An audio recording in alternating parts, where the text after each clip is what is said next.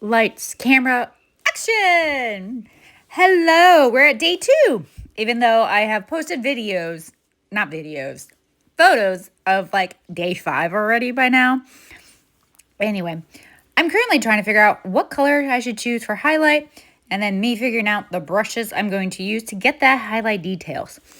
I'm very surprised, this is just the first coat, how well the highlight's showing. You can even see it, which is awesome, because sometimes I feel like you use your highlights and you can't quite see it on the camera unless like you super zoom in.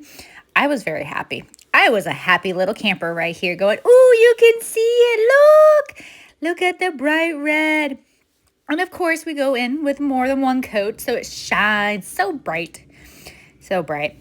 But let's move on. So when I read this, when I said deep black silver, I thought it was going to be a deep black gray, not a silver.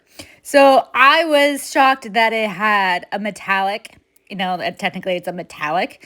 But I like how dark it is. I always, when it comes to engines and stuff like that, I always go super dark. With my metallic. What's the Citadel color? Like Iron Warrior. Yeah, this one reminds me of Iron Warrior. But this might be a little bit darker, which is fabulous. So I actually had to add another coat to make it like pop a little bit more.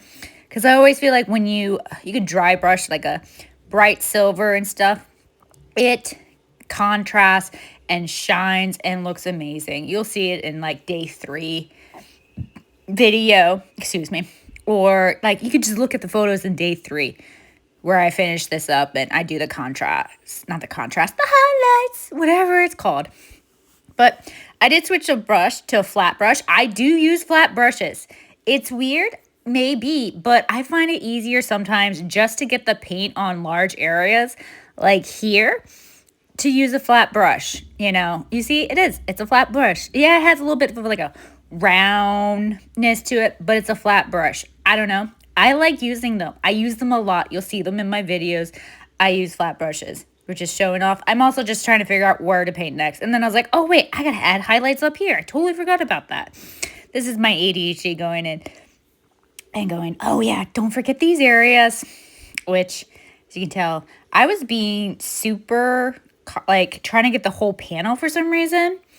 And then I was trying to figure out here, okay, what else silver can I paint on it? Because I was like, this thing needs more color to it. I was like, it can't just be black and red and the engine. So I was like, okay, what is it?